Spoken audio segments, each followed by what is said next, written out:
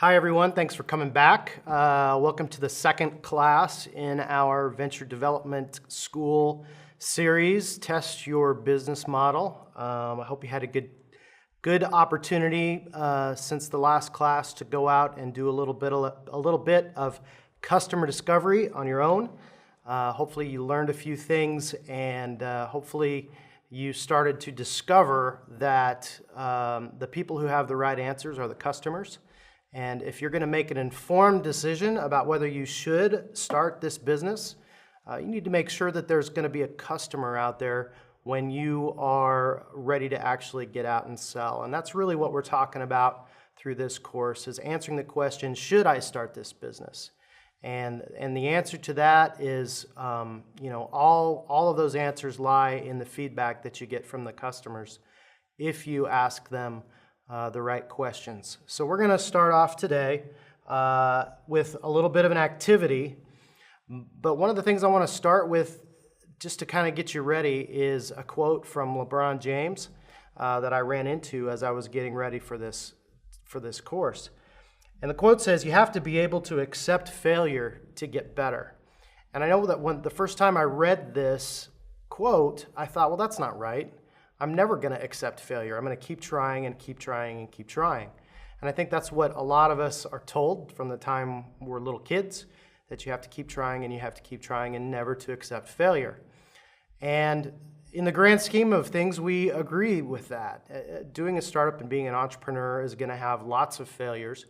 And most successful entrepreneurs are going to tell you that they've learned more from their failures than they have from their successes. And that's really what this process is about.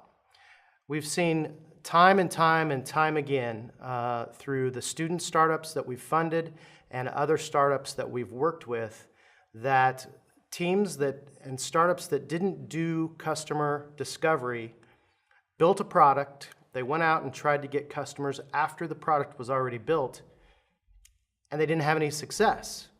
And the common answer was, well, we need a bigger marketing budget, or we need to do more marketing. But most of those times, in most of those cases, the problem wasn't marketing. It was the fact that they built a product that nobody wanted.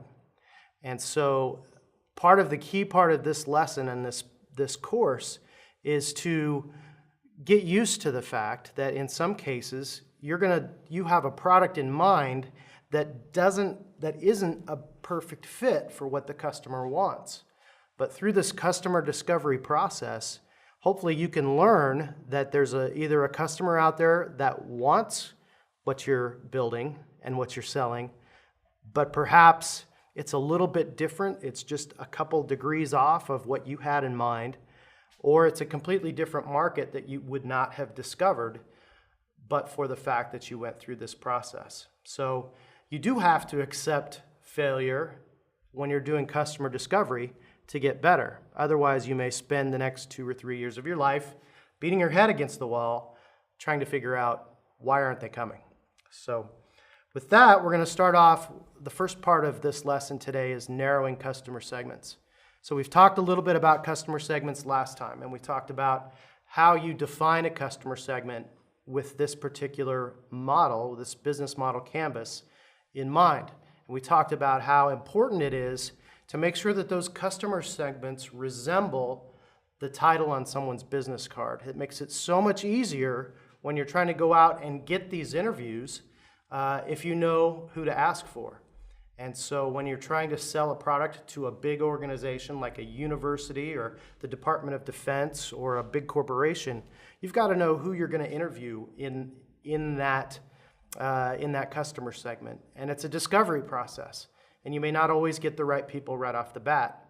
But one of the processes that we talk about in this class is defining those customer segments and then going out and trying to find out if you're talking to the right people or if there's other people you should be talking to, which is what we're going to talk about today.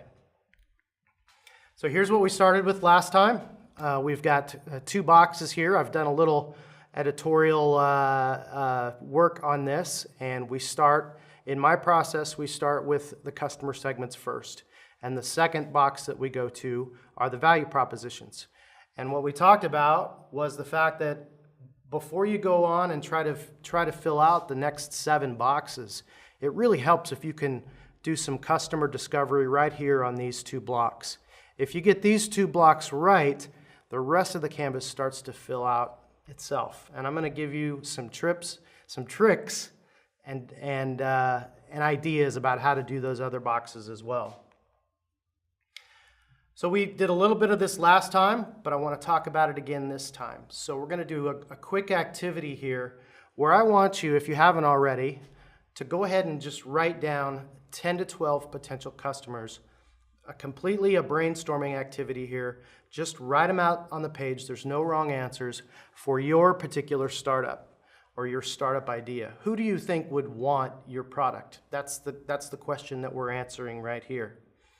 And as an example, we're going to start with this class as its own startup. So what I'm going to work on right here while you're thinking about your 10 or 12 potential customers, we're going to talk about this class that you're taking right now, and try to answer the question, should we be charging, or are we charging enough for this class that we're teaching called Test Your Business Model? So for this class, who are my customer segments? Who might be interested in taking a class about how to do a startup? So obviously here we're at ASU, and so the customer segments that we would start with are students. Okay, and I might want to be a little more specific about that and say, specifically we're going to talk about ASU students.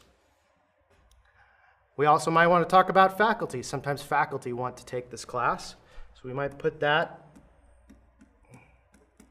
in our box as well. Who else might want to start a business? Are there community members that might be involved? Well, sure.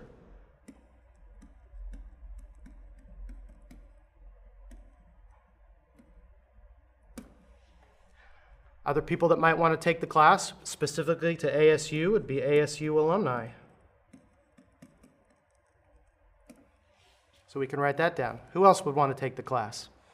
Well, a lot of times we get people who are retired that are thinking about, they're bored, they're tired of playing golf here in beautiful Scottsdale, so they want to get involved with a startup in some way. So we could put that down as well.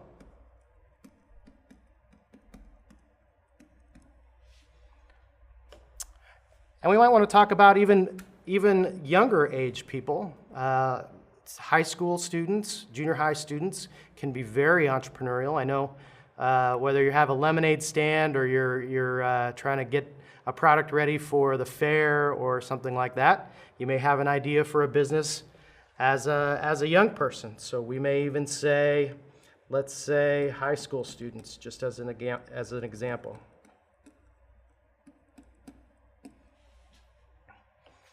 And then the next question, maybe are people outside of the greater Phoenix or outside of the Arizona area? So they could include any of these people, whether they're students, faculty, kids, or adults outside ASU. So we'll just kind of call that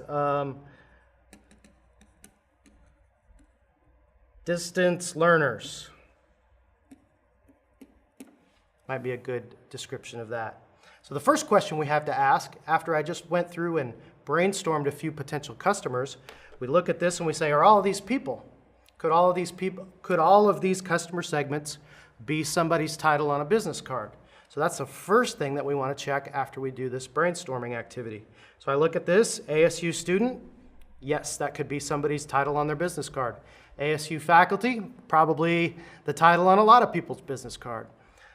Community members could be, that's a person, that's somebody that could be their title on their business card. An alumnus is a perfectly good description of a person. A retiree is a good example. A high school student also follows the model. Distance learners are also people. So that's the first thing that we want to check, is to make sure that all of our customer segments are people, and they're not organizations, they're not companies, they're not inanimate objects that aren't people. So that's the first place we start. Now the question becomes, if I'm going to try to build a business, how do I know where to start? What's the lowest hanging fruit? Where's my beachhead market in terms of trying to find customers for my company? This exercise that we're going to walk you through is one way that you can try to decide of all the customer segments that you've listed on your customer segments block, where's the best place to start? That's what we're trying to answer. So the first question we're going to talk about is the customer well-funded? So what I want you to do right there next to the customer segments that you've listed, we're just going to answer these questions as a yes, a no, or a maybe. These are just assumptions.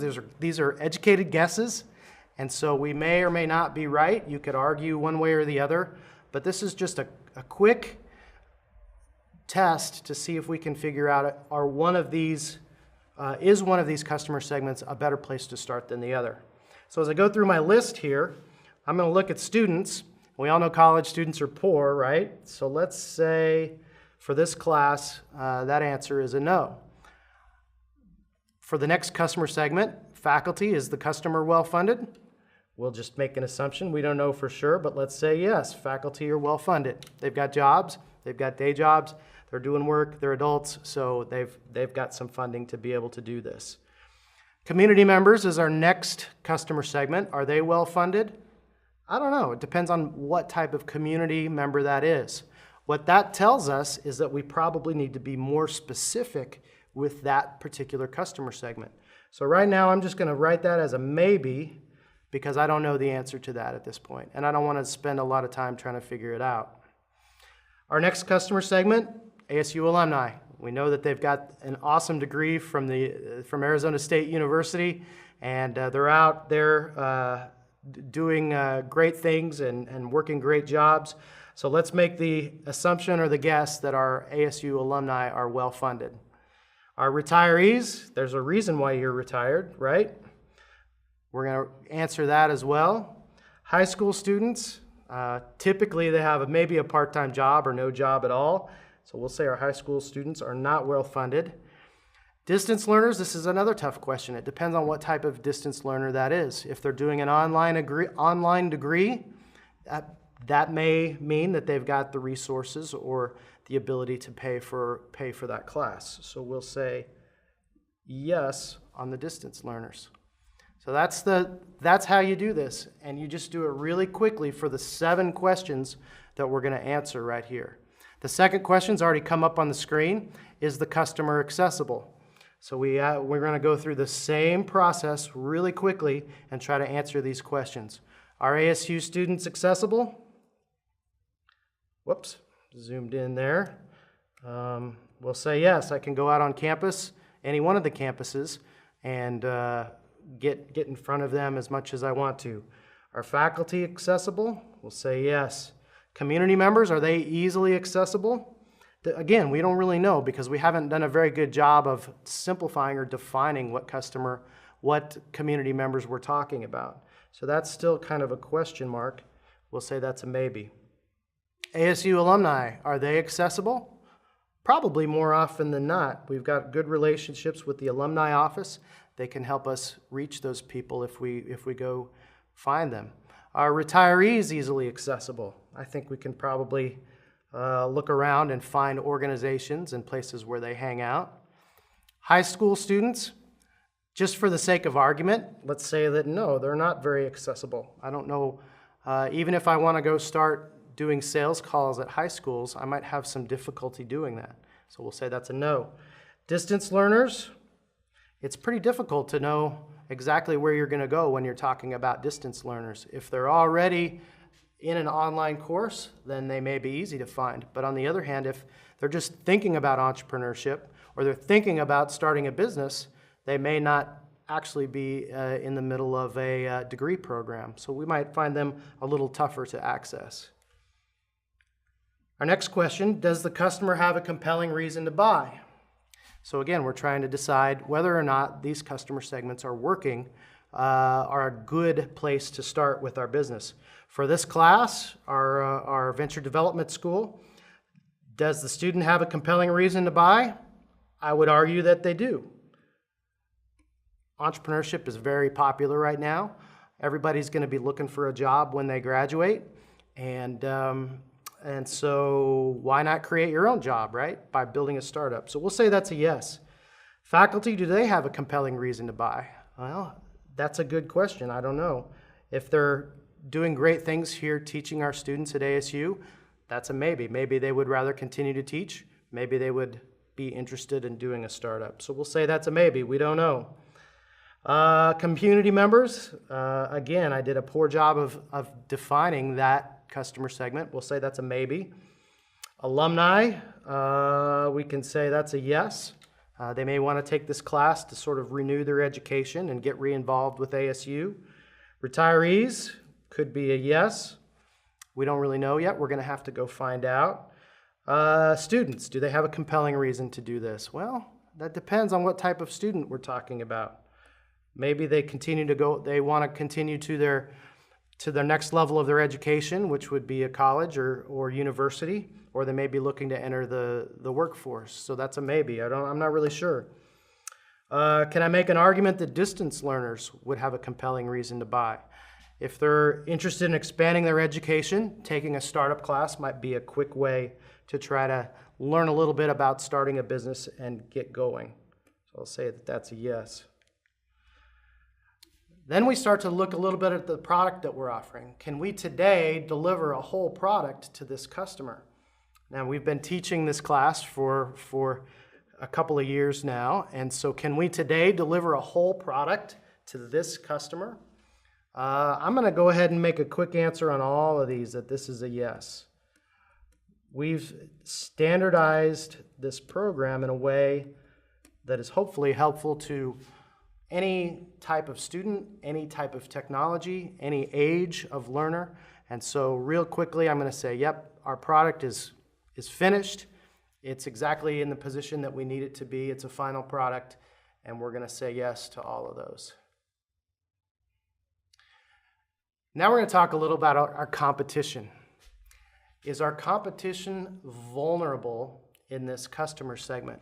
So this is kind of a tricky question, but this is again trying to help us decide if this is a place that if we should start the business and if these customers are really interested in buying what we have to offer. So if we think about startup classes or startup programs for ASU students, who else is doing what we're doing? Could be another university, it could be a community organization, another incubator or accelerator. And so we have to ask ourselves, is our competition vulnerable? Who's doing this now, and can we break through to access those people? And so the first question would be, when we look at ASU students can take this class. They can take entrepreneurship classes as part of their degree program. They can take other classes even outside ASU. So the question is, what's our competition look like right here? And I would argue that because we're doing a really good job of bringing all of our entrepreneurial resources together at ASU, most of our competition is going to be outside of ASU. So I would say, is our competition vulnerable? Yes. We can definitely do a good job of promoting and getting customers for this class. In the same cases for these other customer segments, where do we have real competition? Is it vulnerable? I would say that our community members probably don't have a lot of access to this type of program. We've got some good guesses there, some good opportunity there. Retirees, I think our competition is vulnerable. High school students, I might say that we might have we'll put that as a no. They've got some good resources within their own schools, and for us to break through that and try to charge for our class might be difficult. And the distance learners, again, that could be a maybe or a no, assuming that in most of those communities they have other universities, other startup programs, the SBA, things like that could be a potential competitor for our class. Two more quick questions. If we win this segment, will other segments be easily accessible?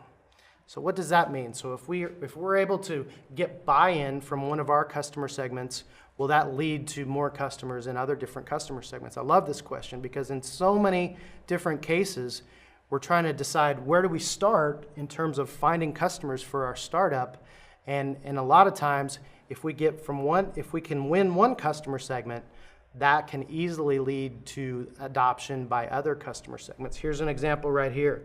If we start with faculty and we say, hey, faculty, actually I want to back up real quick. If we start with students, I'm backing up here real quick. If we start with faculty, if we win the faculty segment, does that mean we could get other segments like the students? And so that would be a yes. If the faculty love this program, they're going to recommend it to their students. And so that's a great example to say, yes, this customer segment will lead to other customer segments. We can say similarly with the ASU students, if they take this class and they get a great jump start on their startup, they might tell their friends that are non-ASU students, hey, we took this really cool program, you should take it, it's available to anybody. And so that could lead us to, whoops, how do I erase here? We'll say that's a yes as well. Community members. Who are the community members going to tell if we're able to win that customer segment? We've had a lot of questions about that one because it's pretty vague. We haven't been very specific there. So I'm going to say that's a question mark or a maybe. We really don't know. In terms of ASU alumni, if we win that customer segment, will that lead to other customer segments? Potentially, if they've got children or nieces or nephews that are college age or getting ready to consider a college, they might say, hey, we took this great program. You should really consider ASU. So we put a yes on that. Retirees, if we get retirees involved, will that lead to other segments? That's a good question. I can't really think of any right off the top of my head that would be a good answer there. High school students, do they have a lot of influence over our other customer segments? None that I can think of. I'm going to say that's a no. And distance learners, who can they influence that would lead to other customer segments? Again, I don't have any answers right off the top of my head, so I'm going to say no. And finally, is the market consistent with the values, passions, and goals of the founders and team? I think this is a good question because as we go through a difficult process of starting a business, we want to make sure that we're doing business with people that reflect the values, passion, and goals of what we're trying to do as well. And so just as a quick run through on this, we're going to say that's a yes for our students. We'll say that's a yes for our faculty because we're all Sun Devils and we're all on the same team. Same thing with alumni, retirees, maybe, high school students, maybe, distance learners, maybe, and community members, maybe. And that's, for the amount of time that I took doing that for those 7 customer segments, you shouldn't take any more time on your own customer segments than we did right there. It's just a quick and dirty, where should we start?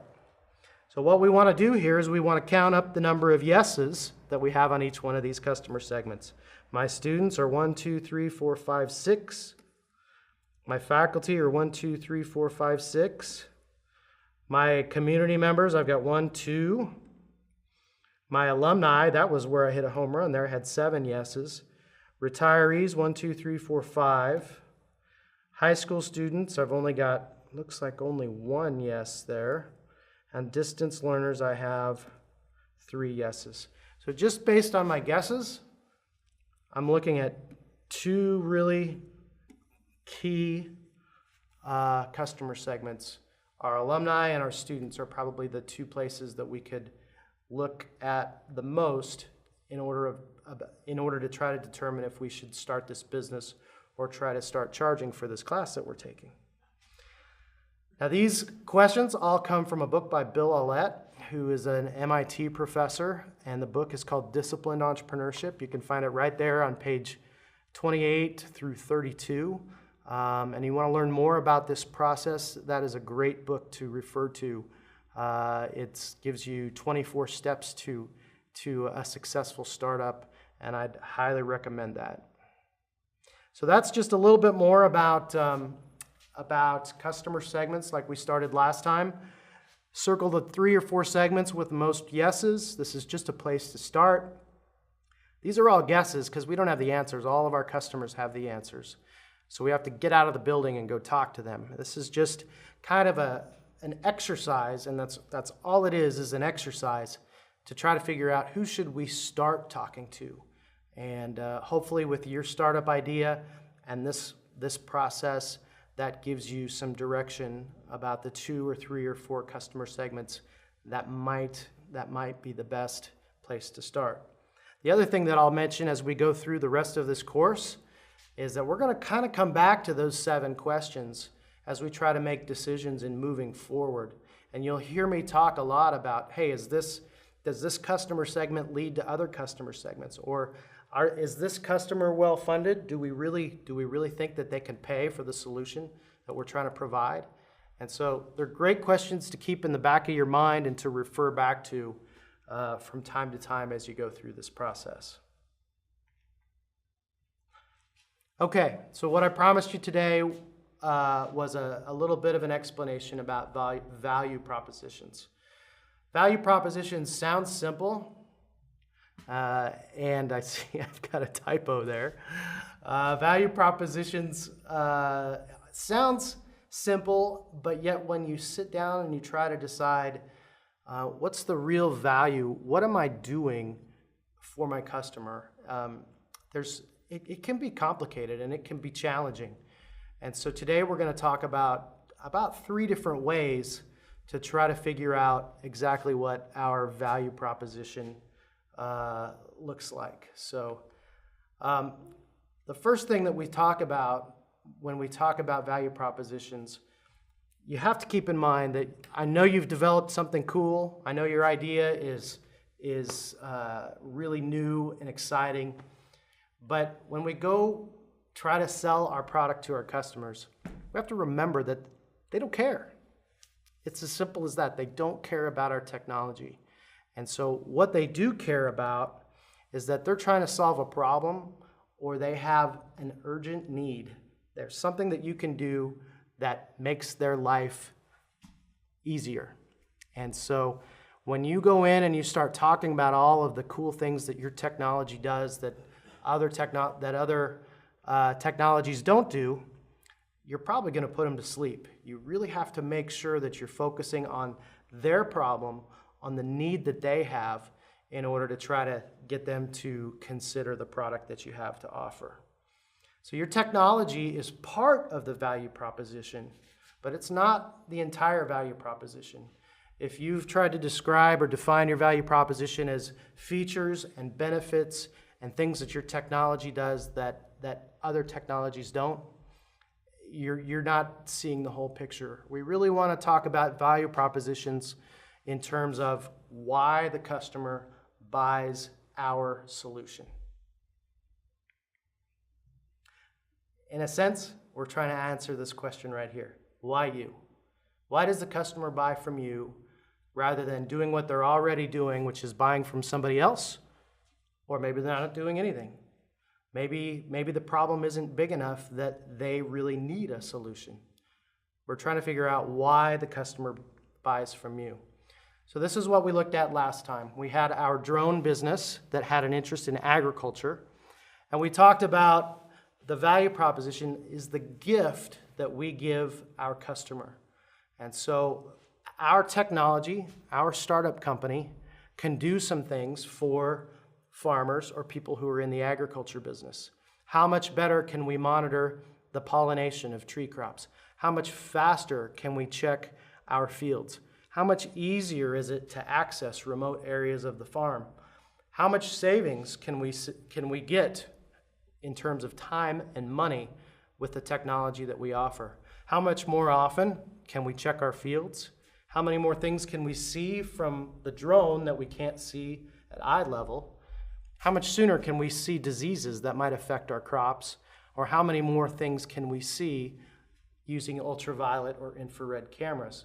So all of these questions in terms of our value proposition are things that we want to try to define a number to, like we talked about last time. We want to give data. We want to make sure that in terms of time and money, we have actual numbers that will hopefully give the customer a reason to pay more attention. And our goal is to put a number on every value proposition and then go out to the customer and say, tell me about this problem. If we had a technology that could increase or improve your results by 22%, is that good enough? What type of results do you need to see in order to change your habits? And that's what we're talking about with the value proposition. Still kind of hard, isn't it? It's difficult to figure out how other people might view us or what we might need to do to solve this problem for our customers. So let's talk about your competition. Many of you may be seeing this infographic on the internet. And when I saw this for the first time, it kind of blew my mind. I realized that every time I go to the grocery store, even though there are aisles and aisles and aisles of different brands and products, probably 90% of the products that I buy and that you buy at the grocery store are produced by these 10 or 11 different companies. That's amazing when you think about that. So let's say I want to produce a new gluten-free protein bar. You have to think about the fact that, well, some of those existing protein bars on the market may not just be Quaker Oats or some small obscure brand that is you don't think is very big. That may be a company or a product that's owned by PepsiCo or Kellogg's. And so in order to talk about your competition, one thing that we always want to keep in mind is you really, really have to know your competition inside and out to find out if your value proposition is going to be good enough to beat out your competition. And when you think you're maybe competing against a small competitor or no competitor at all, you never know how big the owner or the parent company of that product might be. So sometime when you get a chance, take a look at this in detail and see if there's anything on there that you can't find. So who are your competitors? More importantly, let's talk about the different things that the competitors may be. Are they in revenue? Okay. Thinking about your competitors, you may have a technology you're developing. There's probably other people across the country that are working on that same problem. So you need to find out, are your competitors in revenue? Are they in development? Are they overseas? Are they winning? Can you beat them? And more importantly, ask yourself the question, if they're winning, why are they winning and why will you beat them? Your competitors can tell you a lot about the market. And whenever we hear somebody say, hey, I've got a new product and I don't have any competition, we know that's a lie. All that means is that they haven't done their homework. And so you have to dig deep and try to find out who you might be competing against and why they're winning and why you beat them. That'll give you some clues about your value propositions. Every business plan has a competition section, and we challenge every one of our startups to find at least 30 competitors that they can list in their business plan. We define those in 2 or 3 different categories. Are they US companies? That's where we always go, typically. We always think about the other United States competitors, but a lot of people forget about international competitors. So you really have to look outside our borders to find other projects or other companies that might be working on the same problem you are. And then the third place people often don't look are universities, research stage companies, or pre-revenue companies. And so as you go out and try to fill out your competition section, and you're trying to figure out what your value proposition is, you have to look in those 3 places for your competitors. So let's go back to our map for a second. We've talked a little bit about customer segments. We've talked a little bit about value propositions. We've talked about competitors. Where does that all lead us? I want you to think about what you want your competitors to say about your company. When they read something about you in TechCrunch or in the Phoenix Business Journal, or in ASU Now, what are your competitors going to say about you? Are they going to be intimidated? Are they going to say, wow, we need to be careful about that company coming out of ASU. They're doing some really cool stuff. Or you may see something in one of those publications that says, wow, there's something going on up in Silicon Valley that's trying to solve the same problem that we are. How can we beat them? What advantages do we have above what those other projects or other startups are working on? These can give you clues to your value propositions. If I can solve a problem in this amount of time, how much time am I saving over the next competition? Are they doing something better? Are they doing something with more specificity? Are they doing something with more detail? And how do all of those things compare? Before you start your company, you really have to think about your value propositions and how those relate to the value propositions of your competitors. What you want your competitors to say about you, those are oftentimes your value propositions. So what do they look like? Here are the gifts that we give our customer. Pollen Tech, one of our ASU Edson companies, helps almond farmers increase their yields by 11%.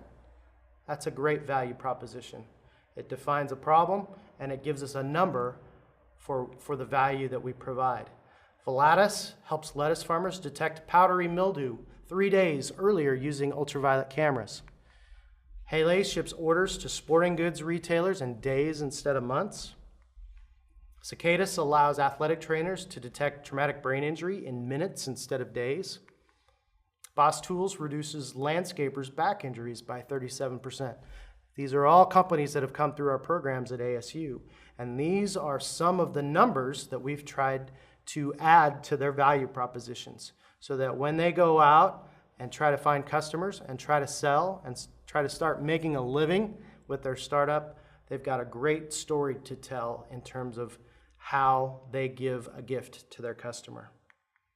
Your challenge, take your customer segments, think about your solution, and think about the number that you can provide. We help this customer segment solve this problem 5 times better in half the time with 3 times more accuracy. As you go through your different customer segments and the value propositions, try to figure out what your different value propositions look like for each customer segment.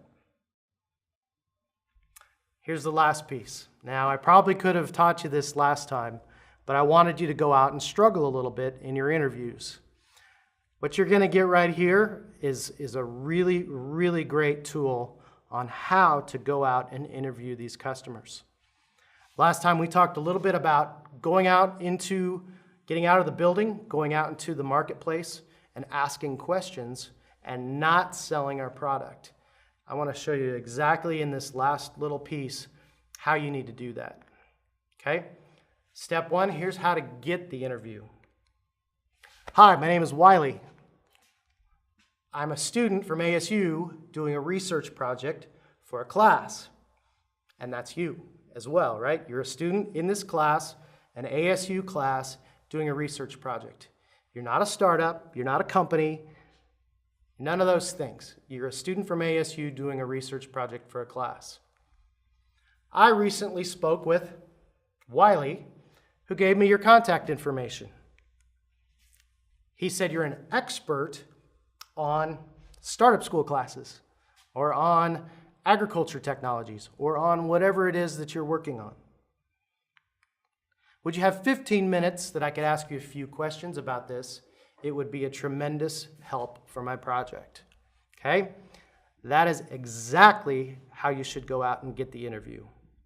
When you call somebody up and you say, hey, my name is Wiley, I'm from a company, and I want to talk about this solution that I have, everybody's going to assume you're a salesperson. And you're not, right? You're still trying to decide whether or not this is a company that you should even start. So don't go in selling, because all that's going to do is get the door slammed in your face. When you go with this approach, people are not going to say no to an ASU student doing a research project for a class, because people are nice. Okay?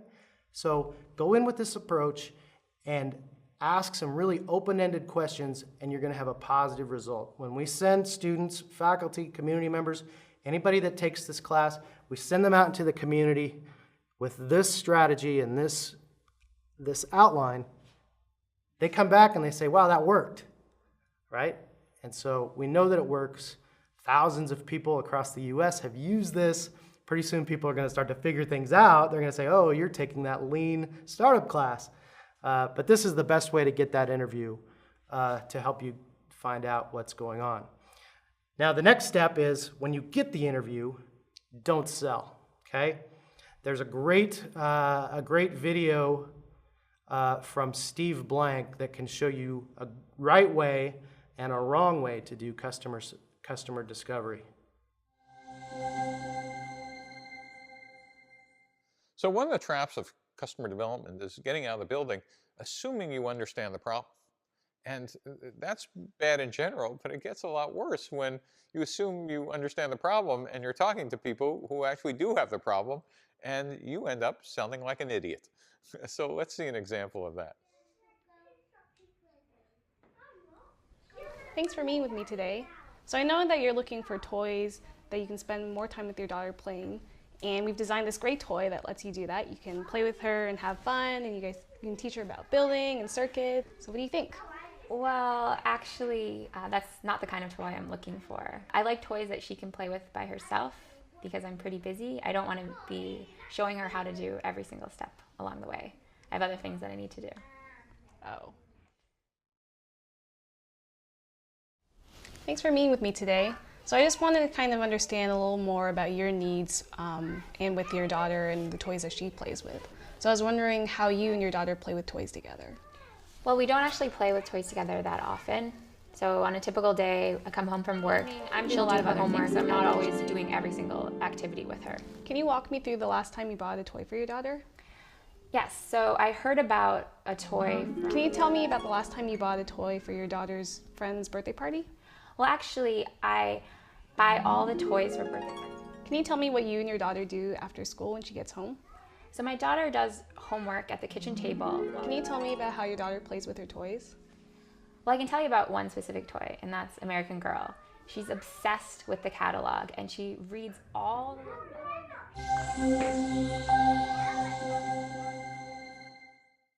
So you can see from that example that there is a good way and a bad way to ask questions in an interview. You never want to make assumptions about what the customer needs or wants, because you may be wrong. And if you're wrong, that kind of leaves you in a corner in terms of how to continue the interview. So we're going to give you some tools and some tricks about how to ask the right questions in the interview. And here they are. Tell me about blank. Okay, the blank is the problem. In my case, for my startup, we're talking about concussions. Tell me about concussions. What part of that is most stressful? What's the biggest problem or annoyance when it comes to concussions? What have you tried to do, or how have you tried to address the problem of diagnosing concussions? And then the last question, is there anything I missed or I should have asked you? Okay? When you go in asking open-ended questions, very simple, basic questions to get your customer talking, you can find out how big of a problem concussions, in this case, really are. That's what we're trying to find out. If the problem we solve isn't in the top 5 or 10 things that our customer has to deal with every day, they're probably not going to open up their wallet and pay us to solve that problem. We have 3 categories of how we want to describe the results of each one of these interviews.